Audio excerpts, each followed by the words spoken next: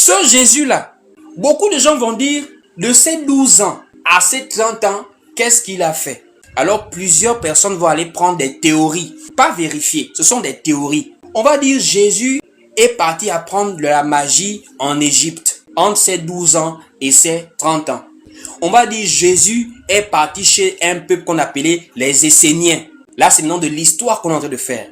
Les Esséniens étaient un peuple de personnes qui vivaient un peu en autarcie, de manière exilée, en dehors de la grande ville de Jérusalem, un peu à l'extérieur de la ville.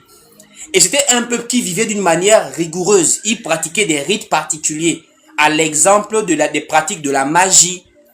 Ils faisaient par exemple des jeûnes, ils faisaient des miracles. Et là-bas, il y avait la pratique des baptêmes, soi-disant, selon les recherches que l'on a fait sur le peuple essénien. Et plusieurs personnes vont dire, Jésus, quand il a quitté 12 ans jusqu'à 30 ans, Jésus est parti se faire initier, baptiser chez les Esséniens. D'autres disent chez les Égyptiens. Donc, ils ne sont pas déjà même en accord dans l'affaire. Et de là, ils disent maintenant, c'est à 30 ans que Jésus se revient maintenant, étant maintenant rempli de toute la sagesse qu'il est parti acquérir chez les autres. Il n'y a pas de problème.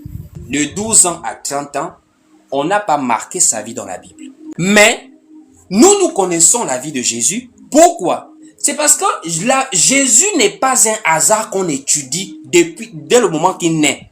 Nous, on ne connaît pas Jésus le jour que Marie est tombée enceinte. Nous, on connaît Jésus depuis Genèse. Voici pourquoi il a dit aux Juifs, Abraham a vu mon jour. Les Juifs ont été scandalisés pour dire mon petit frère. Nous sommes des gens qui avons même l'âge de tes parents. Quelqu'un comme Nicodème, c'était un docteur de la loi. Il ne peut pas parler devant Jésus, c'est son fils dans la chair. Mais Jésus dit aux Juifs, Abraham a vu mon jour.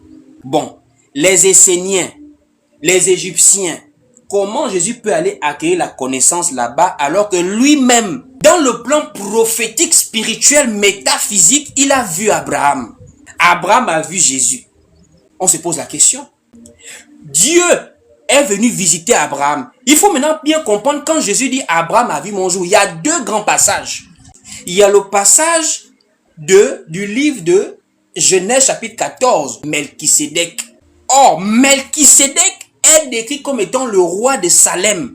Et c'est ce même Dieu-là qui dans Genèse 18 va visiter Abraham et Sarah pour leur donner la promesse de l'héritier.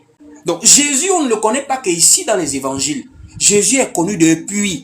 La puissance de Jésus, la vie de Jésus, sa mission rédemptrice et son autorité sur Israël a été prophétisée depuis le temps des prophètes. Donc ce n'est pas les petites recherches des scientifiques qui vont nous amener à croire que Jésus est parti apprendre la magie quelque part. Puisque Jésus lui-même, il est éternel avant même d'arriver. Jésus est éternel. Attention. Jésus n'est pas simplement un homme comme je suis là, je suis né, ma vie commence quand on m'a accouché. La vie de Jésus était une vie déjà spirituelle depuis. Jésus a toujours vécu en Dieu. Allons-y au livre de Michée chapitre 5 pour voir comment on parle de Jésus comme étant un homme dont les jours remontent au jour de l'éternité. Michée chapitre 5.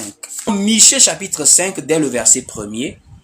Et toi, Bethléem Ephrata, petite entre les milliers de Juda, de toi sortira pour moi celui qui dominera sur Israël et dont l'origine remonte aux temps anciens, au jour de l'éternité. Donc, les origines de Jésus là, ça remonte au jour de l'éternité. Donc, sans commencement, sans fin, c'est Jésus.